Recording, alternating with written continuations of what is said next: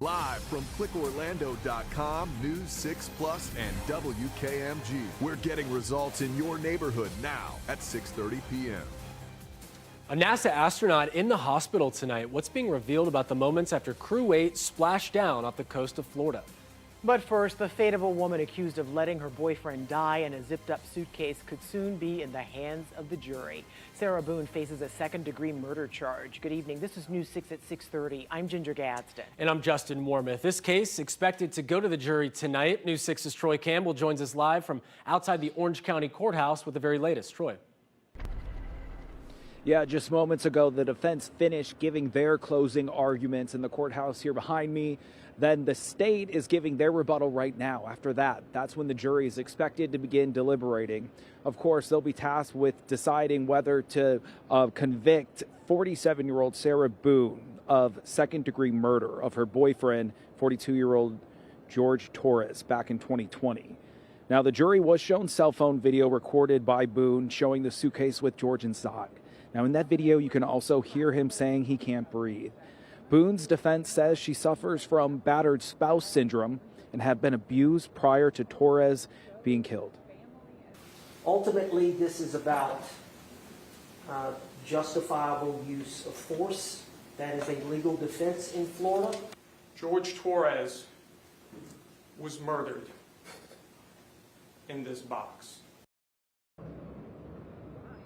And again, the jury could start deliberating in the next half an hour or so we will remain here at the courthouse, live in downtown Orlando. Troy Campbell, Getting Results, News 6. Thank you, Troy. There's been a lot of interest in this case, and if you want alerts about the trial sent straight to your phone, download our News 6 app. It is free to download in your app store. Just search WKMG. Millions of Americans are feeling the financial sting of credit card debt as they struggle to keep up with the high cost of living. Yeah, listen to this. Balance is climbing to a record high of $1.14 trillion earlier this year. That's according to data released from the Federal Reserve. It's reaching crisis level, and I'm taking a closer look at the help available in tonight's Make Ends Meet. When did you realize that you couldn't achieve what you were trying to achieve on your own? It's a snowball. It's a slow roll. It's a situation millions of Americans face. Mounting credit card debt with nowhere to turn. Your healthcare costs build up, several surgeries in our household, the spending and the trips and the vacations, and then suddenly you're underwater. For Brian Hodge, his debt snowball reached $26,000. How did you feel as this was getting out of control? It's going to sound dark, but it's like staring down the barrel of a gun. You start to think, man, there's no path forward. And so many people just put their head in the sand and say, yep, I'll figure that out later in life, I'll just right? keep paying the minimums. I'll worry about it later. And it's like, but you're never going to get through it. That's when he contacted Money Management International, a nonprofit that helps people like Brian get out of debt. It's very alarming. Folks are using their credit cards for all sorts of things now that they didn't have to use it for before. MMI works with creditors to reduce your interest rates and finds monthly payments that fit your budget. It's hard to admit for a lot of people. It really is hard to admit. So what we're looking for is ways to remove the stigma, remove that shame barrier, so that as many consumers that need help as possible get the help they need. That's a good takeaway. It's a pride thing. For a lot of people, it's a pride thing. It is. They think that they can't reach out to anybody because it's a source of pride. If I did it, I'm asking for a handout for help. Right. Everybody needs help sometimes. That's okay. And with that help and a whole lot of hard work and discipline, Brian is now debt-free. How's life now? A lot better. Can actually enjoy some things, go to Disney occasionally. And yeah, not Universal. have to. Yeah, absolutely. I mean, that's the thing. Yeah, it's just a weight lifted off your shoulders. I mean, it takes hard work. I mean, 4 years it took Brian, around 4 years to get that $26,000 credit card balance down to zero. MMI says it normally takes about 3 to 5 years for most of their clients, depending on their situation. We know it's different for everyone, but it's just a great resource to have, and to know the resources are out there when you feel like you don't want to tell anyone. There's a lot of shame. Of course. You don't want to admit it, but it takes that moment where you're just like, I need help, and you reach out to someone like MMI and they can get you on the right path. Yeah, and you open up about it and you find out, oh, you too? I'm not alone. We exactly. know. We know. And it's hard to be disciplined for 4 years. Yes. Yeah. So you cannot use that credit card. Good for him. And it's great. It's a great success story. And it's proof that it works. And we have a link to on our website to MMI's website. So if you're in this situation, maybe you can check that out. Just head to the homepage of clickorlando.com. Just got to get started. That's all. That's it. All right, so have you heard of this very expensive ingredient found in high-end perfumes, and it comes from whales? Some of us have never heard of it. It's called ambergris. It's actually whale waste. Oh, got it. Good to know that whale poop is valuable. But anyway, a Brevard County diver thinks that she found a pretty big piece of it after it washed up after the hurricane. So News 6's James Sparvero has more on this crap that could be worth a small fortune. All right, so I'm with Kristen Marvin in Melbourne Beach at the beach access closest to where she lives. And here it is. I'm looking at the ambergris that she found on the beach. So Chris, tell us, how'd you find this, and did you even know what it was when you found it? I did. I had a pretty good suspicion. I was out looking for turtles, and I picked it up and had a look at it, and I thought, I'm pretty sure this is ambergris. A lot of people might have stumbled upon that and just kept walking. They wouldn't even know what it is. It's pretty distinct, actually. So it always has a waxy substance. It's very light. So I took it home, and I did a couple of tests. You put it in water, and if it floats, that's the first thing, and it floated. And then you can heat up a needle. And if you stick a needle in it, and it produces white smoke. So I reported it to NOAA, and we'll see what happens. In my research, some sources say this is even more valuable than gold. What have you found out about what this might be worth? It's a pretty good sized piece of ambergris. It is, and I think you're right. They call it floating gold or liquid gold. From what I can tell, this piece could be worth up to $10,000, $12,000 if you could sell it. You can't here. It'll get turned over to NOAA for research purposes or something like that. How much longer will you have it, do you know? I'm waiting for them to contact me, so as soon as they contact me, I don't know what they'll do with it. Buying and selling ambergris is illegal here because sperm whales are protected, but in some other parts of the world, it's fair game. And the scarcity of ambergris drives the price up even higher. In Melbourne Beach, Brevard County, I'm James Sparvero, Getting Results News 6. You know, it's so expensive too because it takes a long time for that to get made. Like a piece like that, that's like 10 or 12 years floating around the ocean. That's crazy. Yeah. It doesn't, you can't just, the whale poop as we call it, it isn't like that to begin with. So you can't just follow the whales around and just dive into the poop? One would think, but no. That's crazy. What a crazy story that she even had the thought that this could be I would just kicked it like something on the beach, but good for her. A valuable piece of potty. All right. Good stuff. Thanks, James. And splashdown.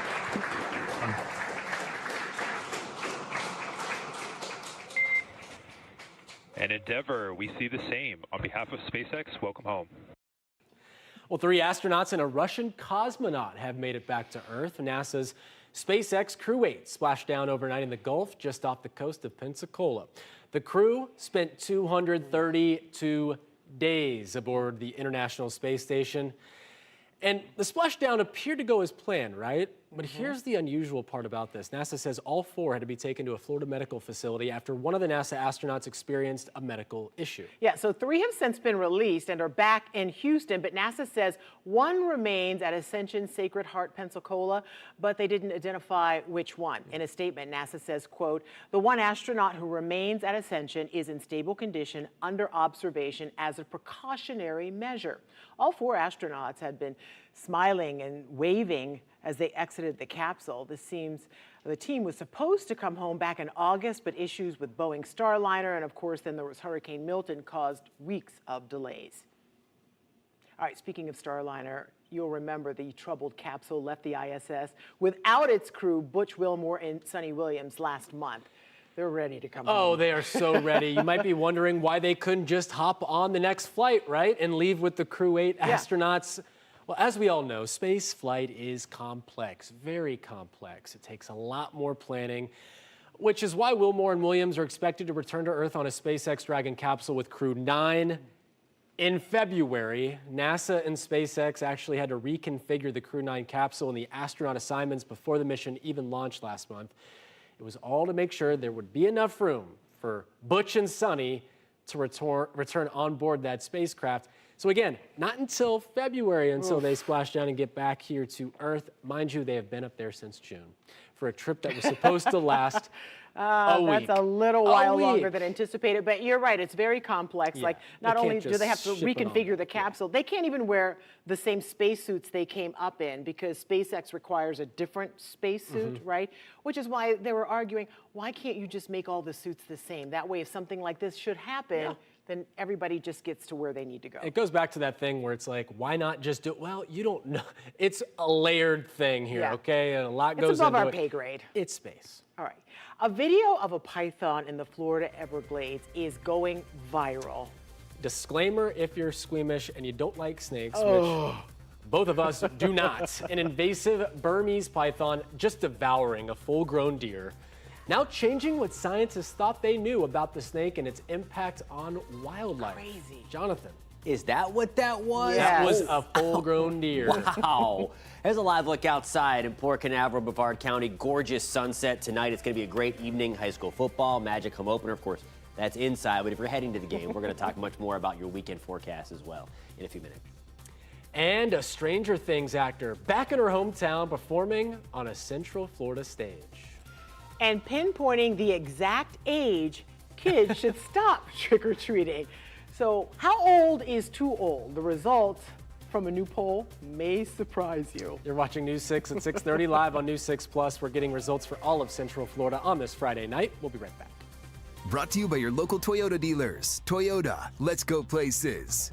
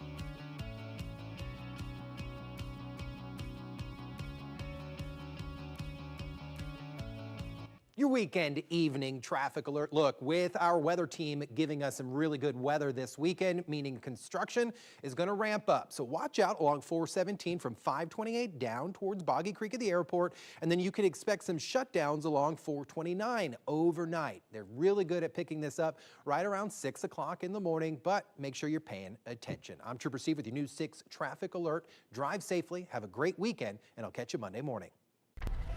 All right, taking a live look now over downtown Orlando from the Light Orlando camera. And there's the Kia Center. Oh, yeah. Getting closer to tip-off. Brooklyn Nets coming to town to face the Orlando Magic, who are expecting to do some big things. They better. On the court. Outside, though, for folks who went out there and went to the Fan Fest out front. It was great weather, Jonathan. You saw Jamie Say out there. It looks really good. Blast, yeah. I know, jealous. Want to get down there for sure. Of hopefully a very long season. I think you're going to be into the summer or into the winter long. Yeah, let's do it. Or summer. Wait, what season are we in? Yeah. It feels like summer. We need them to play into June. Into the summer. Yes. Yeah, that's right, because it still feels like summer. What am I talking about? Temperatures back into the low 80s for right now. In Sanford, 76 into land. We're at 82 in Mount Dora. We got it up to the upper 80s today, so feeling a little bit more like the early stages of summer anyway. 76 by 7 o'clock, nice and pleasant by 9. We're at 72 degrees, hanging around 70 by 11. Back to the upper 60s by 1 o'clock tomorrow morning into the early stages of tomorrow. Now here's a look at your pinpoint accurate forecast. Your forecast is sponsored by Florida Lottery.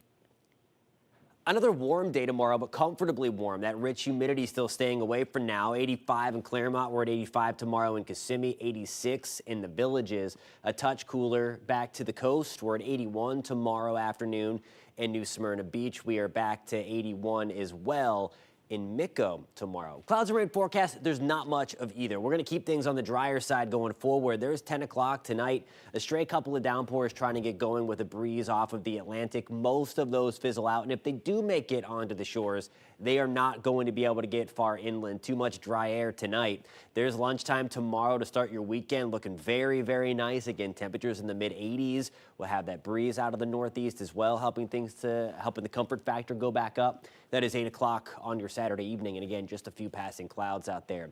Fast forwarding into Halloween, it's going to be on the warmer side of things, but it's going to be on the dry side too. Back to the mid to upper 80s for your afternoon. By trick-or-treat time, we're getting back to around 80 degrees with a few passing clouds in the mix, and then back to the mid-70s by 8. So it's going to be warm, but certainly not as hot as what it could be or what we've seen in the past. Here's the latest Hurricane Center outlook. Over the next 7 days, no development is expected. This is the area, though, beyond that 7-day period. Once we get into the first couple of days of November, that's where we could start to see some development. There's a lot of stuff out there on social media as well. Climatology, by the way, would factor something to move like this and then up. It's not out of the question that it comes to the Gulf side of Florida like some models would show, but nonetheless, climatology wants to push that because we have the fronts now to kind of protect Florida a little bit. Again, it all depends upon the steering currents and how it shapes up, but that's still 10 to 14 days away. So again, be careful what you're looking at out there.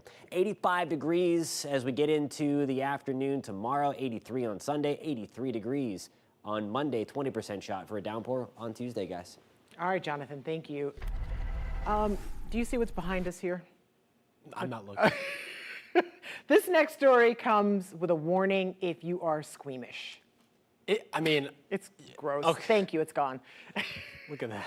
So a python found eating a full-size deer in a Florida swamp has stunned scientists and is challenging current knowledge of what these invasive snakes are physically capable of. Alexa Velez has this new report out of Southwest Florida. These are things you don't see every day. Recent capture white-tailed deer.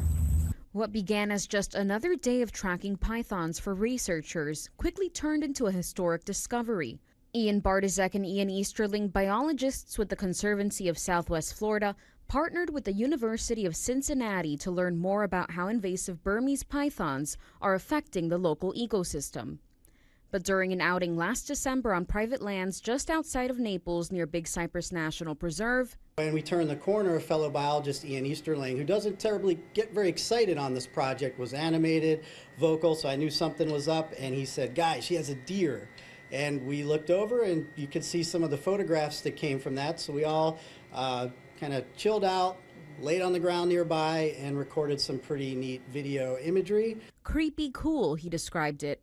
A 115-pound female Burmese python swallowing a 77-pound full-sized white-tailed deer. The deer was more than half the snake's body mass.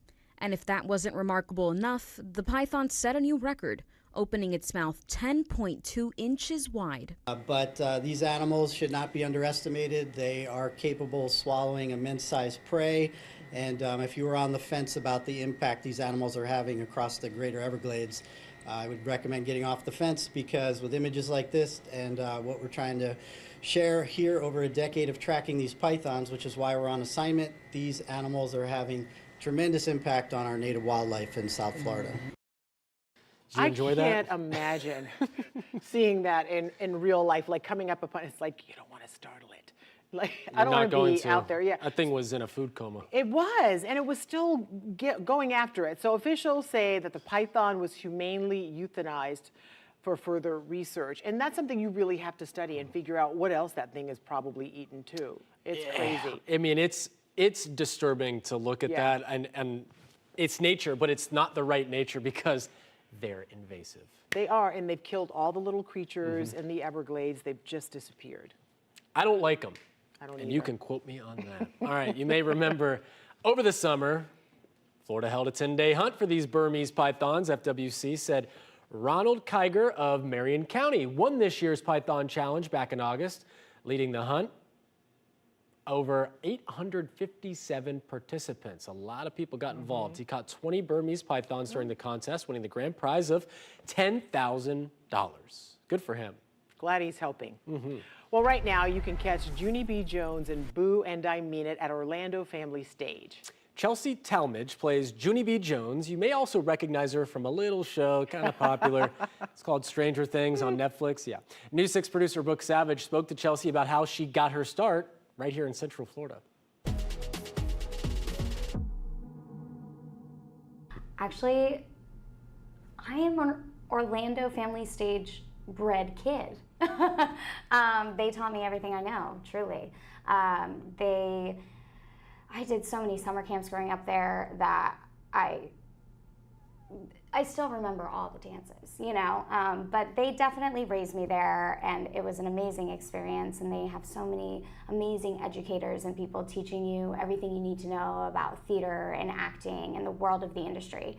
And it was just an amazing place to like learn all of those things as a young actor, and they really do, I think, what is the word I'm looking for? They really hone your skills there.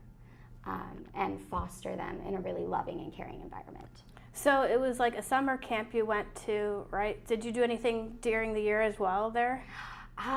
Yes, actually, I think that was my first year in their season as well. So I did a summer stock production there, 42nd Street, and I learned basically how to tap during that show. So they made me the tapper that I am today. You know, it's so neat. I'm so happy for her to have this success in life, but you got to think another Netflix show, Chase Stokes, Outer Banks, is from the Central Florida area as well. So we had 2 Central Floridians on those Netflix shows. I don't know if you know this, but a lot of great people come from Central Florida. They do. Justin. They sure do. Hey, by the way, Junie B. Jones in Boo and I Mean It, which is the whole title. Mouthful. It wraps up this weekend at Orlando Family Stage, so check it out. Love it. So for the latest theater and arts entertainment news, check out the Setting the Stage newsletter. Just go to clickorlando.com/newsletter to subscribe. A new poll is putting an age limit on trick-or-treating. Coming up, find out what age Americans think kids should stop going door to door for fun. Coming up on Monday, the push to clear away debris from Hurricane Milton. Yeah, the local city considering stepping up work, even if that means spending thousands more to make it happen. Plus your pinpoint weather and traffic every 10 minutes. We'll see you Monday for News 6 Morning starting at 5 a.m.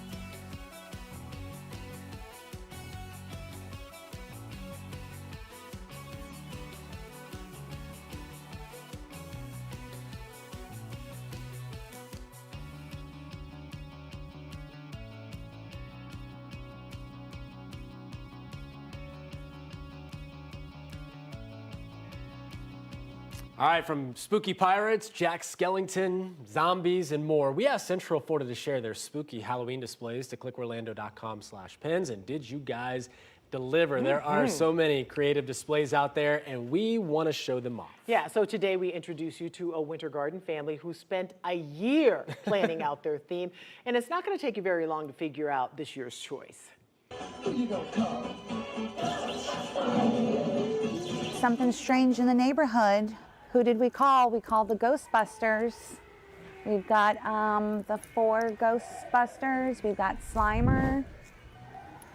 And of course, Stay Puft Marshmallow Man. 25 feet.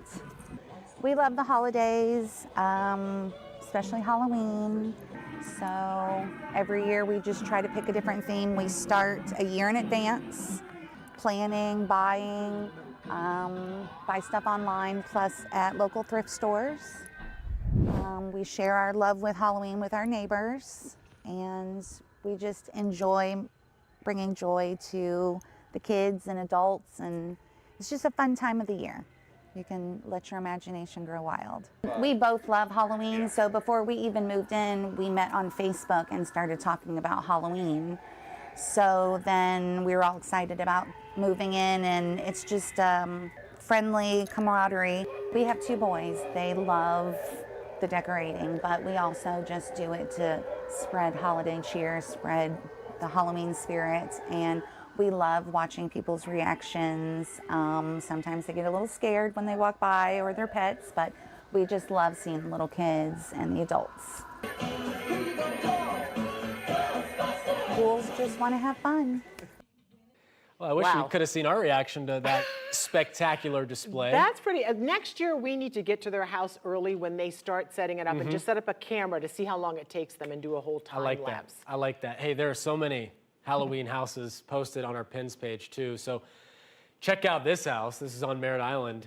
The Dixon's 2024 Halloween Light Show. Pretty impressive here. People can check this out every night after 7 until 10 until Halloween. So the details on this display posted on our clickorlando.com/pins page. They can flip that to a Christmas house quick, yeah. And this one is sent in from Davenport. Look at all those little pumpkins just lit up. It looks really good. You can see that QR code on your screen right there. If you put your phone camera up there, it'll take you directly to our pins page. You can share your Halloween decorations, costumes, you name it. We'd love to see it, and you may see it right here on air. We'll be sharing more leading up to Halloween, of course. All right, so here's a question. Can you really be too old to trick or treat? Yes. Apparently, a new Farley-Dixon University poll has all of Americans agreeing on one thing, and that is yes, you can be too old to go door to door for Halloween fun. So when do you cut it off? Americans say that kids should probably stop trick-or-treating at 13 and a half. All right, you know what? That's on the verge of going to high school. I think that's probably the good cutoff. Once you get to high school, it's over. Unless you got little siblings or something like that. I think then that's fun. No, then you're just using them. True, but at least you have a reason. All right, so that poll also says a surprising number of Americans are planning to give out full-size candy bars this year. In this economy? Yeah, right. Rather than those mini or fun-size candies in the bags. Or I like a little mini salad. So people will bring out those big bars this year. As long as it's not loose candy, I'm good. Loose mints? Like just loose candy. You know, if they have a big bag of Skittles and then it's just like take a handful. Oh, that happens. Skittles. Oh, it's happened. No. It's happened to me before. At least like I think they just ran out of the fun. You got to go to another neighborhood, man. That could be. All right, so we have that poll up on clickorlando.com right now. How old is too old to go trick or treating? And we gave you the options 14 to 16, 17 to 19, in the 20s, or you're never too old, which is winning. Okay.